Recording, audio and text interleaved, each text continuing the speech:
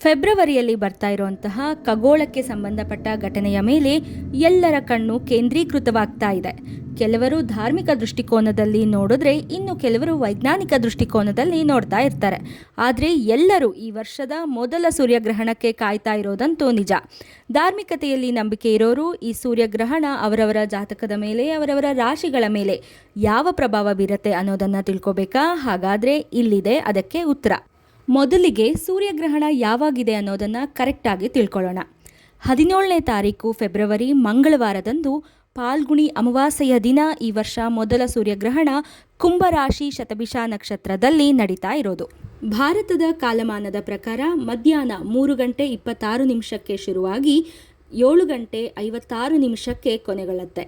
ಈ ಸೂರ್ಯಗ್ರಹಣ ಅಂಟಾರ್ಟಿಕಾ, ಆಫ್ರಿಕಾದ ಕೆಲವು ಭಾಗಗಳು ಹಾಗೆ ಅಟ್ಲಾಂಟಿಕಾದ ಮಹಾಸಾಗರದ ಪ್ರದೇಶದಲ್ಲಿ ಮಾತ್ರ ಗೋಚರಿಸುತ್ತೆ. ಭಾರತದಲ್ಲಿ ಈ ಸೂರ್ಯಗ್ರಹಣ ಗೋಚರಿಸದ ಕಾರಣ ನಾವು ಯಾವುದೇ ಸೂತಕದ ಅವಧಿ ಅಥವಾ ಧಾರ್ಮಿಕ ನಿಯಮಗಳು ನಮಗೆ ಅನ್ವಯಿಸೋದಿಲ್ಲ, ಅದನ್ನು ಪಾಲಿಸುವಂತಹ ಅವಶ್ಯಕತೆ ಇಲ್ಲ. ಆದರೆ ಜ್ಯೋತಿಷ್ಯ ದೃಷ್ಟಿಕೋನದಿಂದ ಈ ಗ್ರಹಣ ಕೆಲವೊಂದು ರಾಶಿಗಳ ಮೇಲೆ ಅಶುಭ ಪರಿಣಾಮಗಳನ್ನು, ಕೆಲವೊಂದು ರಾಶಿಗಳ ಮೇಲೆ ಶುಭ ಪರಿಣಾಮಗಳನ್ನು, ಇನ್ನುಳಿದ ರಾಶಿಗಳ ಮೇಲೆ ಸಾಧಾರಣವಾದಂಥ ಪರಿಣಾಮಗಳನ್ನು ಬೀರ್ತಾ ಇದೆ. ಗ್ರಹಣ ಅಂದ್ರೇ ಯಾವಾಗಲೂ ಕೆಟ್ಟದ್ದು ಅಂತಾನೆ ಯೋಚನೆ ಮಾಡ್ತಿರ್ತೀರಾ. ಆದರೆ ಎಲ್ಲ ರಾಶಿಗಳಿಗೂ ಇದು ಕೆಟ್ಟದ್ದು ಮಾಡಲ್ಲ. ಯಾರ ರಾಶಿಗೆ ಒಳ್ಳೆಯದು, ಯಾರ ರಾಶಿಗೆ ಕೆಟ್ಟದ್ದು ತಿಳ್ಕೋಬೇಕು ಅಂದರೆ ಈ ವಿಡಿಯೋನ ತಪ್ಪದೆ ಕೊನೆವರೆಗೂ ನೋಡಿ. ಎಲ್ಲರಿಗೂ ನಮಸ್ಕಾರ. ಶ್ರೀ ಸೌರಭ ಯೂಟ್ಯೂಬ್ ಚಾನಲ್ಗೆ ನಿಮಗೆಲ್ಲ ಸ್ವಾಗತ. ಇನ್ನು ನಮ್ಮ ಚಾನಲ್ನ ಸಬ್ಸ್ಕ್ರೈಬ್ ಆಗಿಲ್ವಾ? ಹಾಗಾದರೆ ದಯವಿಟ್ಟು ಸಬ್ಸ್ಕ್ರೈಬ್ ಮಾಡ್ಕೊಳ್ಳಿ. ರಾಶಿ ಕುಂಡಲಿಯಲ್ಲಿ ಮೊದಲನೇದಾಗಿ ಬರ್ತಾ ಇರುವಂತಹ ಮೇಷರಾಶಿಯವರೇನೆ ಸೂರ್ಯಗ್ರಹಣದಿಂದ ಎಲ್ಲರಿಗಿಂತೂ ಅತಿ ಮುಖ್ಯವಾದ ಒಳ್ಳೆಯ ಪ್ರಭಾವಗಳನ್ನು ಪಡಿತಾ ಇದ್ದೀರಾ. ಈ ಸೂರ್ಯಗ್ರಹಣ ಮೇಷರಾಶಿಯವರ ಸೌಭಾಗ್ಯದ ಬಾಗಿಲನ್ನು ತೆರೆಸ್ತಾ ಇದೆ ಅಂತಂದರೆ ತಪ್ಪಾಗೋದಿಲ್ಲ. ಅದೃಷ್ಟದ ಬಾಗಿಲು ತೆಗಿತಾ ಇರೋದು ಮೊದಲನೇದಾಗಿ ನಿಮ್ಮ ಆರ್ಥಿಕ ಪರಿಸ್ಥಿತಿಯ ಮೇಲೆ. ಆರ್ಥಿಕ ಪರಿಸ್ಥಿತಿಯ ತೊಂದರೆಗಳನ್ನು ನೀವೇನಾದರೂ ಇದುವರೆಗೆ ಅನುಭವಿಸ್ತಾ ಇದ್ದರೆ ಈ ಸೂರ್ಯಗ್ರಹಣ ನಿಮಗೆ ಆ ಪರಿಸ್ಥಿತಿಯನ್ನು ಸುಧಾರಿಸುವಂತಹ ಗಳಿಗೆಗಳನ್ನು ತೆಗೆದುಕೊಂಡು ಬರ್ತಾ ಇದೆ. ನಿಮ್ಮ ಹತ್ರ ಲಕ್ಷ್ಮೀದೇವಿನೇ ಬರುವಂತಹ ಅವಕಾಶಗಳು ಬರುತ್ತೆ. ನೀವು ಕೈ ಇಟ್ಟ ಎಲ್ಲ ಜಾಗಗಳಲ್ಲೂ ಸಫಲತೆಯನ್ನು ಕಾಣ್ತೀರಾ. ಸಕ್ಸಸ್ ನಿಮ್ಮನ್ನು ಹುಡುಕಿಕೊಂಡು ಬರ್ತಾ ಇದೆ. ನೀವು ಕೆಲಸ ಮಾಡ್ತಿರೋಂಥ ಜಾಗದಲ್ಲಿ, ನಿಮ್ಮ ಕಾರ್ಯಕ್ಷೇತ್ರದಲ್ಲಿ ಅತ್ಯಂತ ಶುಭ ಫಲವನ್ನು ನೀವು ನೋಡ್ತೀರಾ. ಯಾವುದಾದ್ರೂ ಹೊಸ ಕೆಲಸಗಳನ್ನು ಮಾಡೋದಕ್ಕೆ ಮೇಷರಾಶಿಯವರೇನಾದರೂ ನೋಡ್ತಾ ಇದ್ದರೆ ಸೂರ್ಯಗ್ರಹಣ ಇದೆ ಅಂತ ದಯವಿಟ್ಟು ಹಿಂದಕ್ಕೆ ಸರಿಬೇಡಿ. ಹಿಂದು ಮುಂದೆ ಯೋಚನೆ ಮಾಡೋದಕ್ಕೆ ಹೋಗಲೇಬೇಡಿ. ಇದೇ ನಿಮಗೆ ಒಳ್ಳೆಯ ಗಳಿಗೆ. ನಿಮಗೆ ಕೆಲಸ ಇರಲಿಲ್ಲ, ಕೆಲಸ ಹುಡುಕ್ತಿದ್ದೀರಾ ಅಂತಂದರೆ ಕೆಲಸ ಸಿಗುವಂತಹ ಒಳ್ಳೆಯ ಗಳಿಗೆ ಕೂಡ ಇದೇನೆ. ಇಲ್ಲಿ ನಿಮಗೆ ಕೊಡ್ತಾ ಇರುವಂಥ ಒಂದು ಸಲಹೆ ಏನು ಅಂದರೆ, ಬೇರೆಯವರ ಮಾತನ್ನು ಕೇಳಿ ನೀವು ನಿರ್ಧಾರಗಳನ್ನು ತಗೊಳ್ಳೋದಕ್ಕೆ ಹೋಗಬೇಡಿ. ನಿಮ್ಮ ಆತ್ಮವಿಶ್ವಾಸ ಏನು ಹೇಳ್ತಾ ಇದೆ, ನಿಮ್ಮ ರಿಸರ್ಚ್ ಏನು ಹೇಳ್ತಾ ಇದೆ, ಅದರ ಮೇಲೆ ನಂಬಿಕೆಯನ್ನು ಇಟ್ಟು ಕೆಲಸವನ್ನು ಮಾಡಿ. ಒಟ್ಟಾರೆಯಾಗಿ ಮೇಷರಾಶಿಯವರಿಗೆ ಉನ್ನತಿಯನ್ನು ಈ ಗ್ರಹಣದ ಕಾಲ ತಂದುಕೊಡ್ತಾ ಇದೆ. ಇನ್ನು ವೃಷಭ ರಾಶಿಯವರಿಗೆ ಸೂರ್ಯಗ್ರಹಣ 100% ಲಕ್ಕಿಯಾಗಿ ಬರ್ತಾ ಇದೆ. ಇದು ನಿಮಗೆ ಅತ್ಯಂತ ಶುಭ ಸಮಯ ಅಂತಾನೆ ಹೇಳಬಹುದು. ಇಲ್ಲಿವರೆಗೂ ನಿಮ್ಮ ಜೀವನದಲ್ಲಿ ನೀವು ಕಾಯ್ತಾ ಇರುವಂತಹ ಗಳಿಗೆ ಎದುರಾಗುತ್ತೆ. ಮುಖ್ಯವಾಗಿ ನಿಮ್ಮ ಕೆಲಸದಲ್ಲಿ, ಸಂಬಂಧದಲ್ಲಿ ಒಳ್ಳೆಯ ಸಮಾಚಾರವನ್ನು ನೀವು ಕೇಳ್ತೀರಾ. ಸೂರ್ಯಗ್ರಹಣ ಅಂದರೆ ಭಯಪಡುವಂತಹ ಸಮಯದಲ್ಲಿ ವೃಷಭ ರಾಶಿಯವರಿಗೆ ತುಂಬಾ ಒಳ್ಳೆಯ ಫಲಗಳನ್ನು ತೆಗೆದುಕೊಂಡು ಬರ್ತಾ ಇದೆ. ನೀವು ಬೇಕು ಅಂತ ಅಂದ್ಕೊಂಡಿದ್ದೆಲ್ಲ ಸಿಗುವಂತಹ ಯೋಗ. ಆದರೆ ನಿರ್ಧಾರ ತಗೊಳ್ಳೋದಕ್ಕಿಂತ ಮುಂಚೆ ಯೋಚನೆ ಮಾಡಿ ನಿರ್ಧಾರಗಳನ್ನು ತಗೋಬೇಕು, ಮರಿಬೇಡಿ. ಆರೋಗ್ಯದ ಬಗ್ಗೆ ಕಾಳಜಿಯನ್ನು ವಹಿಸಿ. ಮಿಥುನ ರಾಶಿಯವರಿಗೆ ಕೂಡ ಈ ವರ್ಷದ ಮೊದಲನೇ ಸೂರ್ಯಗ್ರಹಣ ಲಾಭದಾಯಕವಾಗೇ ಇದೆ. ರಾಜಯೋಗವನ್ನು ತಂದಿದೆ ಅಂತ ಹೇಳಿದ್ರೂ ತಪ್ಪಾಗೋದಿಲ್ಲ. ಆರ್ಥಿಕ ಪರಿಸ್ಥಿತಿಯಲ್ಲಿ ಅನುಭವಿಸಿದಂತಹ ಕಷ್ಟ ಎಲ್ಲ ಈ ಗ್ರಹಣದಿಂದ ಕೊನೆಗೊಳ್ಳುತ್ತೆ. ತುಂಬ ದಿನದಿಂದ ಆಗಬೇಕು ಅಂತ ಅಂದ್ಕೊಂಡು ಉಳಿದಿರುವಂಥ ಕೆಲಸಗಳೆಲ್ಲ ಕಂಪ್ಲೀಟ್ ಆಗತ್ತೆ. ಪ್ರೇಮ, ಪರಿವಾರ, ಕೆಲಸ, ಸಂಬಂಧ ಎಲ್ಲ ವಿಚಾರಗಳಲ್ಲೂ ನಿಮಗೆ ಮಾನ ಸನ್ಮಾನಗಳು ದೊರೆಯುತ್ತೆ. ಹಾಗೆ ನಿಮ್ಮ ಆತ್ಮವಿಶ್ವಾಸ ಕೂಡ ಹೆಚ್ಚಾಗತ್ತೆ. ತಂದೆ ತಾಯಿಯ ಆಶೀರ್ವಾದ ಮಿಥುನ ರಾಶಿಯವರಿಗೆ ಎಲ್ಲದಕ್ಕಿಂತ ಬಹು ಮುಖ್ಯವಾಗಿ ಬೇಕಾಗಿದ್ದು.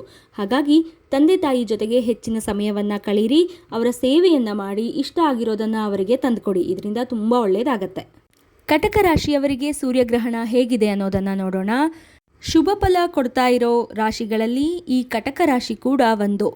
ಸೂರ್ಯಗ್ರಹಣ ಸಕಾರಾತ್ಮಕ ಪರಿಣಾಮಗಳನ್ನು ನಿಮಗೋಸ್ಕರನೇ ತಗೊಂಡು ಬರ್ತಾ ಇದೆ. ಗ್ರಹಗಳ ಎಲ್ಲ ಸ್ಥಿತಿನೂ ನಿಮ್ಮ ರಾಶಿಯಲ್ಲೇ ಇರುತ್ತೆ. ನಿಮ್ಮ ಪಕ್ಷದ ಪರವಾಗಿಯೇ ಗ್ರಹಗಳು ಕೆಲಸ ಮಾಡುತ್ತೆ. ನೀವು ಯಾವುದೇ ಕೆಲಸವನ್ನು ಮಾಡ್ತಿದ್ರೂ ಪರವಾಗಿಲ್ಲ, ಯಶಸ್ಸು ಈ ವರ್ಷ ನೀವು ಕಾಣ್ತೀರಾ. ಆಕಸ್ಮಿಕವಾದಂತಹ ಧನಲಾಭ ಕೂಡ ಸೂರ್ಯಗ್ರಹಣದ ಪ್ರಭಾವದಿಂದ ನೀವು ಅನುಭವಿಸ್ತೀರಾ.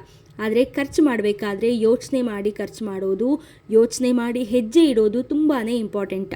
ವ್ಯಾಪಾರಸ್ಥರು ಕೂಡ ತುಂಬ ಒಳ್ಳೆಯ ಲಾಭವನ್ನು ಕಾಣ್ತೀರಾ. ವಾಹನ, ಮನೆ, ಜಮೀನು ಇದೆಲ್ಲದನ್ನು ಖರೀದಿ ಮಾಡುವಂತಹ ಯೋಗ ಕೂಡ ನಿಮಗೆ ಇದೆ. ಇವೆಲ್ಲವನ್ನು ನೀವು ತಗೋಬೇಕು ಅಂತ ಮುಂಚೆಯಿಂದನೂ ಪ್ಲ್ಯಾನ್ ಮಾಡ್ತಿದ್ರೆ ಇದು ನಿಮಗೆ ಒಳ್ಳೆಯ ಟೈಮ್ ಅಂತಾನೆ ಹೇಳಬಹುದು. ಆದರೆ ತಿಳಿದವ್ರ ಹತ್ರ, ದೊಡ್ಡವ್ರ ಹತ್ರ, ಗೊತ್ತಿರೋರ ಹತ್ರ ಕೇಳಿ ಒಳ್ಳೆಯ ನಿರ್ಧಾರಗಳನ್ನು ತಗೊಂಡು ಹೆಜ್ಜೆಯನ್ನು ಇಡಿ. ಯಾತ್ರೆಗಳಿಗೂ ಕೂಡ ಕಟಕ ರಾಶಿಯವರಿಗೆ ಹೇಳಿ ಮಾಡಿಸಿದ ಸಮಯ. ಇನ್ನು ಸಿಂಹರಾಶಿಗೆ ಸೇರಿದ ಜನರ ಮೇಲೆ ಈ ಸೂರ್ಯಗ್ರಹಣ ನಕಾರಾತ್ಮಕ ಪ್ರಭಾವವನ್ನು ಹೆಚ್ಚಾಗಿ ಬೀರುತ್ತೆ. ಇದರಿಂದಾಗಿ ನಿಮ್ಮ ಗೌರವ, ಖ್ಯಾತಿ ಕಡಿಮೆ ಆಗುವಂತಹ ಸಂಭವ ಇದೆ. ಆರೋಗ್ಯದ ಸಮಸ್ಯೆಗಳು ಹೆಚ್ಚುವ ಸಾಧ್ಯತೆ ಕೂಡ ಇದೆ. ಕುಟುಂಬದಲ್ಲಿ ಒತ್ತಡ ಮತ್ತು ಮನಸ್ತಾಪ ಉಂಟಾಗಬಹುದು. ಮಾತಿನಲ್ಲಿ ಅಹಂಕಾರ ಹೆಚ್ಚಾಗೋ ಸಮಯ ಕೂಡ ಬರುತ್ತೆ. ವಾದ ವಿವಾದಗಳಲ್ಲಿ ಸಿಲುಕುವ ಅಪಾಯ ಕೂಡ ಹೆಚ್ಚಾಗಿ ಕಾಣಿಸ್ತಾ ಇದೆ. ಇದರ ಜೊತೆಗೇನೆ ಸಿಂಹರಾಶಿಗೆ ಸೇರಿದ ಜನರು ಅಹಂಕಾರದಿಂದ ದೂರ ಇರೋದಕ್ಕೆ ಪ್ರಯತ್ನ ಮಾಡೋದೇ ಉತ್ತಮ. ಇಲ್ಲದಿದ್ದರೆ ಸಾಕಷ್ಟು ಸಮಸ್ಯೆಗಳು ನಿಮ್ಮ ಜೀವನದಲ್ಲಿ ಎದುರಾಗುವಂತಹ ಸಂಭವ ಇದೆ. ಹಾಗೆ ನಿಮ್ಮ ಮಾತಿನಲ್ಲಿ ಒರಟುತನವನ್ನು ಕಡಿಮೆ ಮಾಡ್ಕೊಳ್ಳಿ. ಸಿಹಿಯಾದ ಮಾತುಗಳನ್ನು ಆಡೋದಕ್ಕೆ ಪ್ರಯತ್ನ ಪಡಿ. ಇದು ನಿಮ್ಮ ಪರಿಸ್ಥಿತಿಯನ್ನು ಸುಧಾರಿಸೋದಕ್ಕೆ ಸಹಾಯ ಮಾಡುತ್ತೆ. ಇನ್ನು ಈ ಸೂರ್ಯಗ್ರಹಣ ಕನ್ಯಾ ರಾಶಿಯವರ ಮೇಲೆ ಯಾವ ಪ್ರಭಾವವನ್ನು ಬೀರ್ತಾ ಇದೆ ಅನ್ನೋದನ್ನು ನೋಡೋಣ. ಕನ್ಯಾ ರಾಶಿಯವರಿಗೆ ಹಣಕಾಸು ಮತ್ತು ಕೆಲಸದ ಶೈಲಿಯಲ್ಲಿ ಬದಲಾವಣೆಗಳನ್ನು ತರ್ತಾ ಇದೆ. ಈ ಅವಧಿಯಲ್ಲಿ ಆದಾಯದ ಮೂಲದಲ್ಲಿ ಬದಲಾವಣೆ ಆಗುವಂತಹ ಅವಕಾಶ ಇದೆ. ಹಾಗೆ ಹೊಸ ಅವಕಾಶಗಳು ಕೂಡ ನಿಮಗೋಸ್ಕರ ಕಾಯ್ತಾ ಇರುತ್ತೆ. ಆದರೆ ಖರ್ಚುಗಳ ಮೇಲೆ ಹೆಚ್ಚಿನ ಗಮನ ಕೊಡುವಂತಹ ಅಗತ್ಯ ಇದೆ. ಕೆಲಸದಲ್ಲಿ ಜವಾಬ್ದಾರಿಗಳು ಹೆಚ್ಚಾಗೋ ಸಾಧ್ಯತೆ ಇರೋದ್ರಿಂದ ಶಾರೀರಿಕವಾಗಿ ಹಾಗೆ ಮಾನಸಿಕವಾಗಿ ಆರೋಗ್ಯದ ಕಡೆಗೆ ಜಾಗೃತೆಯನ್ನು ವಹಿಸಬೇಕು. ಇದುವರೆಗೂ ನೀವು ಮಾಡ್ತಿರುವಂತಹ ಶ್ರಮಕ್ಕೆ, ಕೆಲಸಕ್ಕೆ ತಕ್ಕ ಪ್ರತಿಫಲ ಸಿಗ್ತಿದೆಯೋ ಇಲ್ವೋ ಅನ್ನೋಂತಹ ಪ್ರಶ್ನೆ ನಿಮ್ಮ ಮನಸ್ಸಲ್ಲಿ ಬರಬಹುದು. ಆದರೆ ಸಹನೆ ಮತ್ತು ಸರಿಯಾದ ಯೋಜನೆಗಳನ್ನು ಮುಂದುವರಿಸಿದ್ರೆ ಈ ಸೂರ್ಯಗ್ರಹಣ ನಿಮ್ಮ ಜೀವನದಲ್ಲಿ ಸ್ಥಿರತೆ ಮತ್ತು ಸ್ಪಷ್ಟತೆ ಎರಡನ್ನೂ ತಂದುಕೊಡುತ್ತೆ. ಇನ್ನು ಈ ವರ್ಷದ ಮೊದಲ ಸೂರ್ಯಗ್ರಹಣ ತುಲಾರಾಶಿಯವರಿಗೆ ಹೇಗಿದೆ ಅನ್ನೋದನ್ನು ನೋಡೋಣ. ತುಲಾರಾಶಿಯವರಿಗೆ ಅತ್ಯಂತ ಶುಭಕರ ಅನ್ನೋದನ್ನು ಸಾಬೀತುಪಡಿಸ್ತಾ ಇದೆ. ಈ ಸಮಯದಲ್ಲಿ ನಿಮ್ಮ ಆರ್ಥಿಕ ಪರಿಸ್ಥಿತಿ ಬಲಗೊಳ್ಳುತ್ತೆ. ಹಾಗೆ ಹೊಸ ಆದಾಯದ ಮೂಲಗಳು ಕೂಡ ನಿಮ್ಮನ್ನು ಹುಡುಕಿಕೊಂಡು ಬರುತ್ತೆ. ದೀರ್ಘಕಾಲದಿಂದ ಬಾಕಿ ಇರೋ ಕೆಲಸಗಳು ಪೂರ್ಣಗೊಳ್ಳುವಂತಹ ಸಮಯ ಇದು. ಹಾಗೆಯೇ ಕೆಲವು ಪ್ರಮುಖ ಪ್ರಯತ್ನಗಳಲ್ಲಿ ಗಮನಾರ್ಹವಾದಂತಹ ಯಶಸ್ಸನ್ನು ಸಾಧಿಸುವಂತಹ ಸಾಧ್ಯತೆಗಳು ಕೂಡ ಇದೆ. ನಿಮ್ಮ ಕುಟುಂಬದ ಬೆಂಬಲ, ವಿಶೇಷವಾಗಿ ನಿಮ್ಮ ಪೋಷಕರ ಬೆಂಬಲ ನಿಮ್ಮ ಆತ್ಮವಿಶ್ವಾಸವನ್ನು ಮತ್ತಷ್ಟು ಹೆಚ್ಚಿಸುತ್ತೆ. ಆದರೆ ಬ್ಯಾಂಕ್ ಠೇವಣಿಗಳನ್ನು ಖರ್ಚು ಮಾಡುವಂತಹ ಸಾಧ್ಯತೆ ಇದೆ. ಅದರ ಬಗ್ಗೆ ಗಮನ ಕೊಡಿ. ವಿದೇಶಿ ಪ್ರಯಾಣ ಅಥವಾ ಅನಾರೋಗ್ಯ ಇತ್ಯಾದಿಗಳಿಂದ ಹಣವನ್ನು ಖರ್ಚು ಮಾಡಬಹುದು. ಪರಿಸ್ಥಿತಿಗಳು ಅನುಕೂಲಕರವಾಗಿದ್ದರೆ ವಿವಾದದಲ್ಲಿ ಸಿಲುಕಿರುವಂತಹ ಆಸ್ತಿಯನ್ನು ನೀವು ಮರಳಿ ಪಡೆಯುವಂತಹ ಸಾಧ್ಯತೆ ಕೂಡ ಇದೆ. ಆದಾಯದ ಮೂಲಗಳು ಇದ್ದಕ್ಕಿದ್ದಂತೆ ಹೆಚ್ಚಾಗೋದನ್ನು ನೀವು ನೋಡ್ತೀರಾ.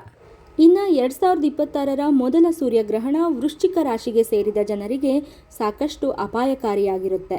ಈ ಸಂದರ್ಭದಲ್ಲಿ ವೃಶ್ಚಿಕ ರಾಶಿಗೆ ಸೇರಿದ ಜನರು ಖರ್ಚು ಹಠಾತ್ ಹೆಚ್ಚಾಗುವಂತಹ ಸಾಧ್ಯತೆ ಇದೆ. ನೀವು ಯಾರಿಗೂ ಕೂಡ ಹಣವನ್ನು ಸಾಲವಾಗಿ ಕೊಡದೇ ಇರೋದೇ ಉತ್ತಮ.